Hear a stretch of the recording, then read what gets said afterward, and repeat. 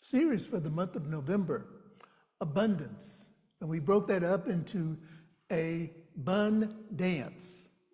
So we're dancing in this idea of abundance. And we're concluding this morning with the topic, Rise Up and Dance. And so this song I felt was very appropriate for that. I want to express my gratitude for our community last week in hosting Brian Lotman, the wandering monk that was visiting us, not only for how you showed up for the Sunday celebration, but how we showed up and participated in the satsang following Sunday. We had 14 people that were in attendance, which is really good for our community. So thank you for trusting me. Thank you for trusting our ecclesiastical team to bring to you those experiences that expand on our basic principles, these principles of universal truth. So today I begin with this reminder that there are no limitations in God. There are no limitations in God. This world is full of glorious and wonderful and marvelous things. All of it is calling us to be more than we were previously embraced, more than we had previously embraced. It's calling us to dance, and to dance in whatever way that it feels good to you. When we look around and notice the abundance of the universe, do we remember to look within and witness the magnitude of abundance that is within each and every one of us? Speaking of looking out with gratitude, I mentioned several weeks ago that there's some tree trimming that took place where I live, and it opened up my filtered view of the bay a little bit more. This morning when I got up and I looked out my window, there was a ribbon of fog that was below the ridge line. And so from the perspective that I was looking at, I was seeing the bay, and then I was seeing the hills of Seaside and Marina, and then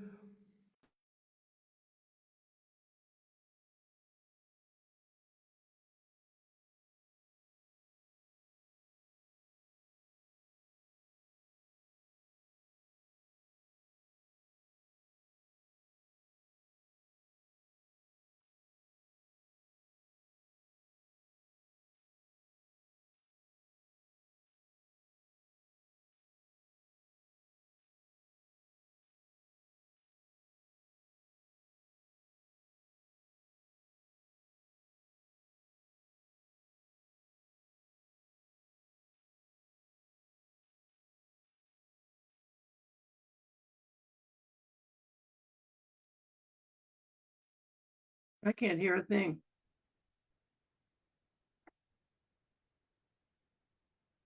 Yeah, we totally lost it. Like somebody muted it. The MCSL has the mute indicator on.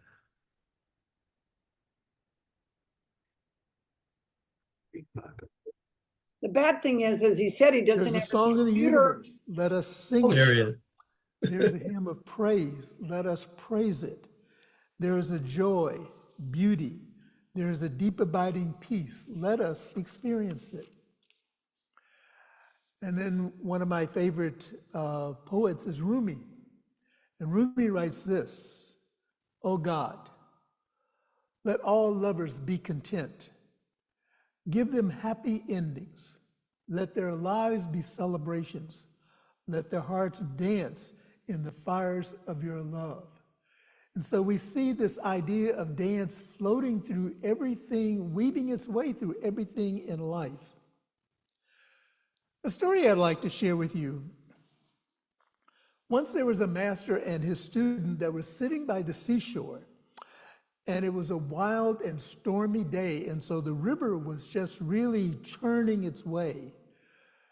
And so the student turned to the master and he asked, "Why does the time flow straight, but always ripples, either slowing down to a complete stop or racing like a cow with thistle under her tail?"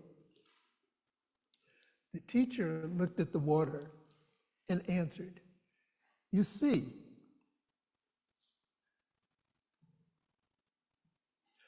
There are a few large pebble stones in the river. There are a few large stones in the river and a lot of small pebbles. Imagine this in your mind, if you will. And imagine this river flows as your life. If you only rejoice over the big occasions like your wedding or a new baby or the prosperity of your business, then you will cross life in a few jumps, like jumping from one stone to the other. However, if you dance with the pebbles, taking joy in small things like a sunny day, the beauty of the autumn forest, or a good conversation, then looking back at your life, you won't only see the big stones, you'll see the countless joys in your steps. And so Science of Mind teaches us that there is a prolific nature involved in life itself. The fullness of life is right where we are this very moment. There is a fullness of life. It is who we are, and yet we often forget to take notice of the abundance in the world around us. Paying attention to the beauty and the grandeur of life, we rejoice in the life that we live, and we discover the secret of life within each one of us, which is divine creativeness. And this is what Ernest Holmes offers us in the teachings of Science of Mind, is to recognize that there is a divine creativeness with each and every one of us. When we pay attention to our predominant thoughts and feelings, the law brings us more beauty and grandeur. And I've been noticing a lot in spiritual commentary that I'm seeing, especially on social media, these reminders that whatever our thoughts are focused on, that is what's going to outpicture in our lives. And we also see this as a reminder that in fact, it's often said that when we wake up in the morning, the first thoughts we have pretty much determine the remainder that our day will focus on. And so when we awaken in the morning, are our thoughts on spirit? Or are our thoughts on what's happening in the world of effect? Are we focusing on the election? You know, whether we're excited about the outcome or we're disappointed about the outcome, whether we're excited about the staff that is being proposed, or are we finding areas to criticize everything that is coming forth? Where are our thoughts? Are our thoughts like this spiritual says, I woke up this morning with my mind stayed on spirit. All day long, I keep my mind stayed on spirit. I'm walking and talking with my mind stayed on spirit. So where is our focus? Where is our attention? Where are our predominant thoughts? Ernest Holmes writes a lot about the power of thought in our Science of Mind textbook. And I went to that, and I have some references that I would like to leave with you. And I know as a practice, we don't bring notes to the center with us, but I invite you to go back and either look at our service on our Facebook page or on our YouTube channel so that you can do your follow-up on these. On page 140, paragraph 3 and 4, and I'm paraphrasing, it is done unto us as we believe. And we also see the parallel in Scripture where Jesus, the master teacher, says in Matthew 15 and 28, it is done unto you as you believe. And this was in his conversation with the woman at the well. Ernest Holmes reminds us that we need not coerce, nor do we create the power. We allow the great power operate through us. What we outwardly are and what we become depends upon what we are thinking. This is the way we use our creative power. We have the power, We are given choice, and we have the power to create the life experiences that we choose to have.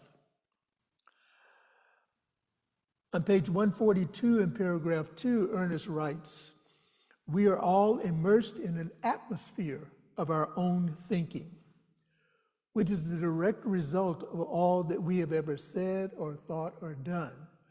And this is another way of explaining the race consciousness. And race consciousness is not based on ethnicity or the racial identity that is ascribed to us by the larger community. Race consciousness is the collective thought of all of the sages, all of the wisdom, all of the master teachers of the years. And so this is where Ernest Holmes defines this for us, that we are immersed in the atmosphere of our own thinking, which means that we are influenced by the thought process. And then I really like this one, on page 143 in paragraph 3, he says, "We cannot live a choiceless life. By not making a choice, we're choosing. We're choosing to either grow or we're choosing to remain stagnant in the place where we find ourselves. Every day, every moment, every second, there is a choice. If it were not so, we would not be individuals." And that's the beauty of living in this material expression. We remember that we are individualized expressions of pure spirit. And we have taken on form for the experiences of this journey. And yet we're moving through this experience on our way back into the greater yet to be. And these words of encouragement on page 144 in paragraph 3, worry, fear, anger, jealousy, and other emotional conditions are mental in their nature, and as such are being recognized as the hidden cause of a larger part of all physical suffering. And this is why in our teachings we are reminded to go back to first cause. We're reminded to identify what is the basis of where we are in our process and our experience of life. And so if we are allowing our lives to be led by worry and fear and anger and jealousy and all of these other things that tend to separate and divide us, not only from the aspects of spirit that we are, but divide us from each other, how can we ever expect to have unity? It all comes back to the atmosphere of our thoughts and our predominant thoughts. And then this is the final one on page 246, paragraph 4. Ernest says, "We should read, study, think, and meditate upon those statements which tend to calm, to give poise and confidence, and to erase all thoughts of fear and tension." There's a meditation teacher that I work with, and as he's guiding us through the meditation process and doing the breath work, he says, breathe in relaxation, breathe out stress. Breathe in faith, breathe out fear. Breathe in calm, breathe out worry. And so we have these techniques and practices that are available to us. And we don't have to, that's one of the beauties of meditation that I like, is that we don't have to sit in the lotus position or with our hands clasped together in prayer position or reciting mantras or anything like that. We can personalize meditation. We can experience as a walking meditation, as a sitting meditation, just walking in nature and being immersed in the beauty of what is around us. Walking by the seashore, as we have this beautiful area that we live in. And I know wherever you are viewing from, there is beauty in the places where you live. And so find those places of beauty to create and to co-create with this energy that is within. Life is the cause for wonder, gratitude, and celebration. And so as the song reminded us, I hope you dance. Whatever is going on in your life, I hope you dance. As a practice, embracing a sense of wonder. Have you ever taken the time to look deeply and to allow yourself to see the intricacies and the detail of a flower? A rose is a very good example of this because of the way the petals unfold, and each petal has its own way of showing up. It's nice to watch the little bud when it is still tight. And the previous place where I lived, we had a couple of rose bushes in our backyard. And so I would watch the buds as they would come forth. And then first of all, to notice them forming as buds, and then to see them grow and expand and then begin to pop open. And then each one of the rose petals would open up. And then finally it's in full bloom. And that's where you can see the intricacy of the detail of the rose. So just using those moments to look at the intricacy and to count the joys of our own steps on this life journey. Science of Mind teaches us about the prolific nature of life itself. And the fullness of life, again, is right where we are. You know, we're continually brought back to remembering that the fullness of life is right where we are. We don't have to go on a faraway journey. Yes, it's nice to go away. It's nice to explore. I love traveling, going to new places, interacting with new people, seeing familiar and also new sights. And yet, what I do is I take me with me wherever I go. In fact, there's a book that one of my teachers would always recommend for us as first-year students in the foundation class. And I've forgotten the author now, but the title of the book is You Are Always Your Own Experience. And as many times as I've opened that book, I've never been able to complete it. And what my teacher said to me is that this is not the type of book that you open and read from cover to cover. It's much like the Science of Mind textbook or the Bible or other spiritual works or places that you go or items that you refer to for your spiritual enrichment. Let it fall open randomly to the place that it opens up. And that is your lesson for that experience in reading that.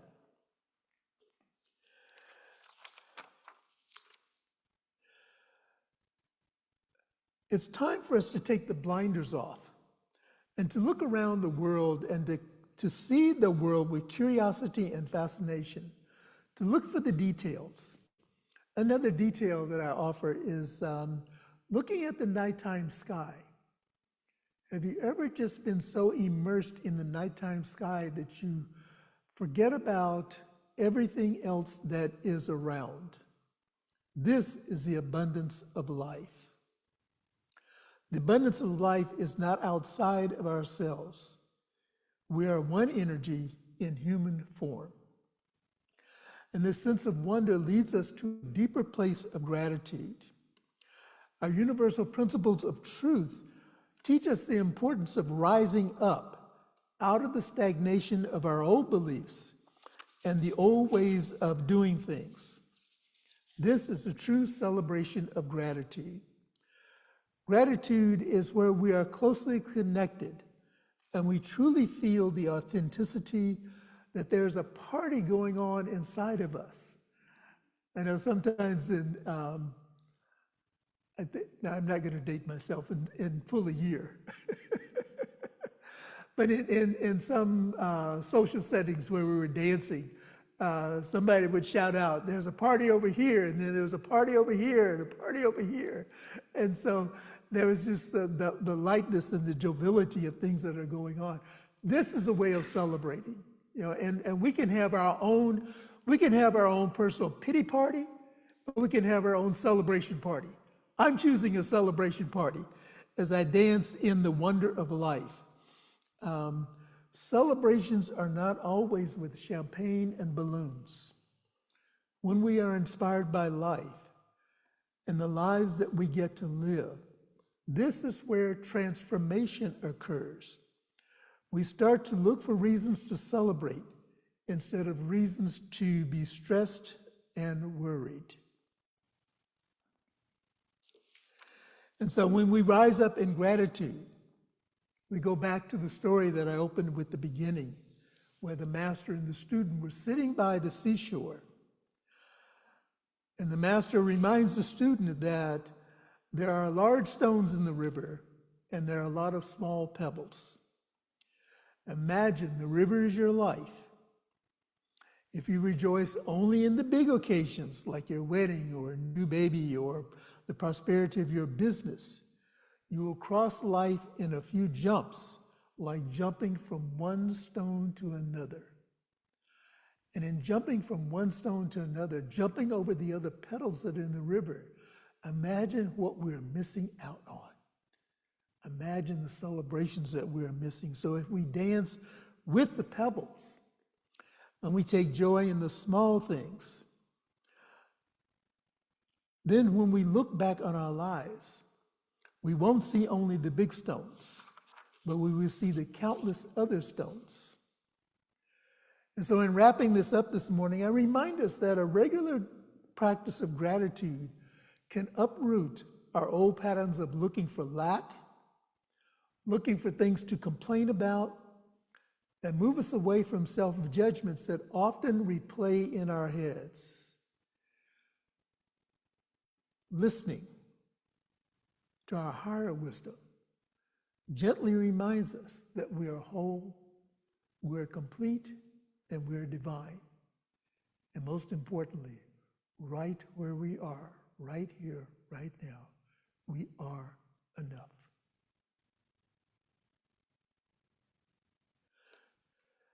A concluding thought from Ernest Holmes is this is from The Power of an Ideal on page 89. He says, rejoice in the majestic power of the divine presence within and around you. So let us rise up and dance and celebrate this life that we live right here and right now. I invite us now to say together our affirmation for the morning. I celebrate and dance with the sheer abundance of life. Let us say that again. I celebrate and dance with and as the sheer abundance of life. And so let us take in a breath together, just breathing in the beauty of this moment, releasing any stress, any doubt, any fear, any worry. Breathing in again the beauty of this moment, knowing that right here and right now, as individualized expression of spirit, we are whole, we are perfect, we are complete. And this is what I know to be true of this life that I live, that it is the life of God. A God that is known by many names and known by many forms, and yet it is the very essence of who I am. And is the very essence of who we are, each one an individualized expression of the divine. And as we look around at one another, as we look around in the world of effect, as we look around in the world of joy and beauty, we remember that we're always at choice. And so I declare this morning that as I choose life, as I choose beauty, as I choose abundance, as I choose faith, as I choose compassion, as I choose to live in this place of divine grace, that what is true for me is also true and available to each one. We cannot live a choiceless life, and so I choose joy. I choose peace. I choose beauty. I choose to be that place where God shows up, knowing that everything that I require is provided by the universe. And again, declaring this truth for myself, I declare it for all people in all places, everywhere. I bless those who are gathering in the name and nature of this one life, knowing that along this journey that is called life, There are opportunities and there are places where we intersect with people who have different ideas, different belief systems, different philosophies, different traditions that they follow. At those points of intersection, we identify where we are alike. We identify our camaraderie. We identify our choices for living whole, perfect, and complete. And then we follow the branches of our individual path, and we carry with us that joy. And we spread the little moonbeams, if you will, of light, as Ernest Holmes describes it. We share these little moonbeams of light with those who are along the way. I speak my word this morning of blessing and healing for those who are experiencing transitions in their lives. Those who are at a choice point of making the decision whether to remain in this plane of expression or to move on to the next plane in the greater yet to be called life. I speak a word of family for families and loved ones who are mourning the crossing over of a loved one. And I speak a word especially this morning for those who are charged with the decision to remove a loved one from a life support. Those who are wanting to hold on for hope. And those who are saying, let it go.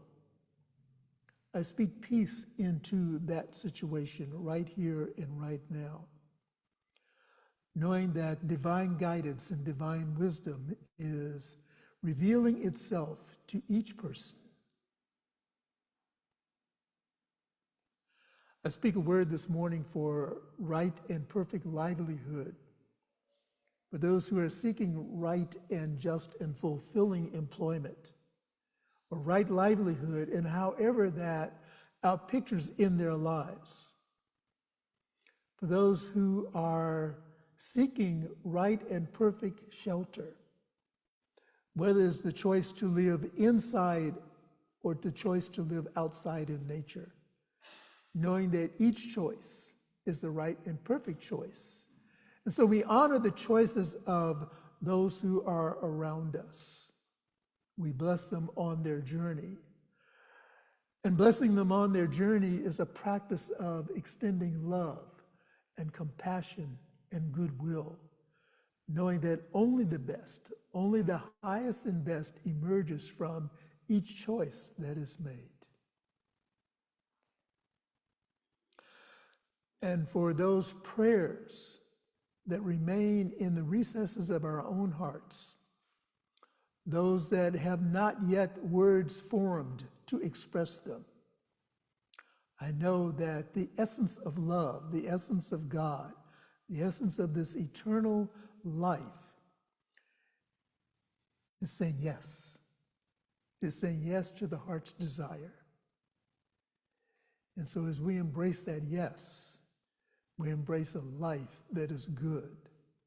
We embrace a life that reassures us that right here, right now, I am in my right and perfect place.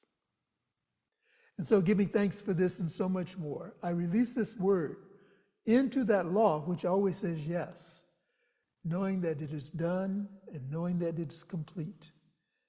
And I just allow it to be. And if any of what I have said resonates with you in any way, please affirm it as we say together. And so it is.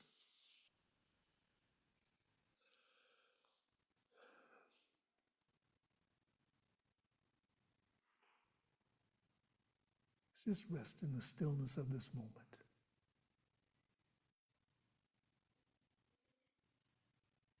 Rest in the knowing that divine energy is moving through this space right here, right now.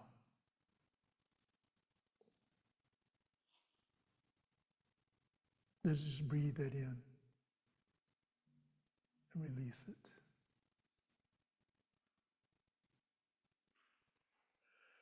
And so I invite those of you who are here in the center, if there is a prayer request that you would like to have the practitioners and the ministers pray with you and for you about, please complete a prayer request form and leave it in our prayer box, which is on the side table.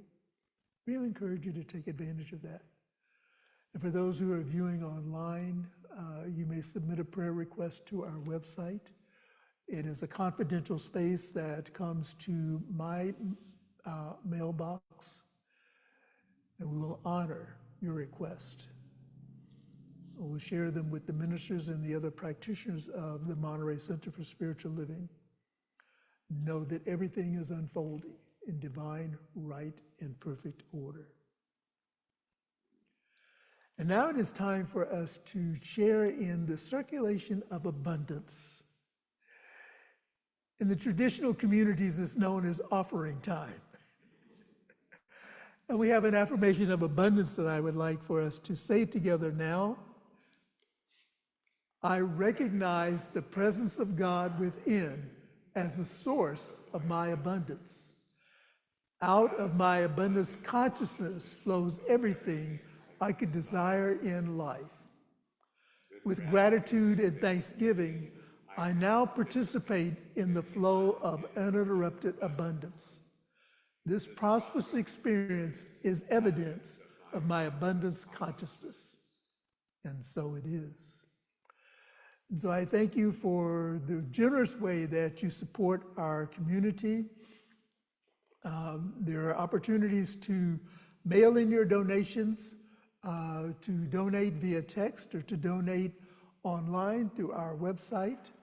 And for those of you who are here in the center, you'll notice in your seat pockets, in the seat pocket, there's a little card that says, I auto tithe or I tithe via mail. So, and I know in inquiring mind, sometimes that subjective mind, if you will, or that inquiring mind, will look around and say, well, I don't see so-and-so placing anything in the offering basket. We don't know how that person is contributing.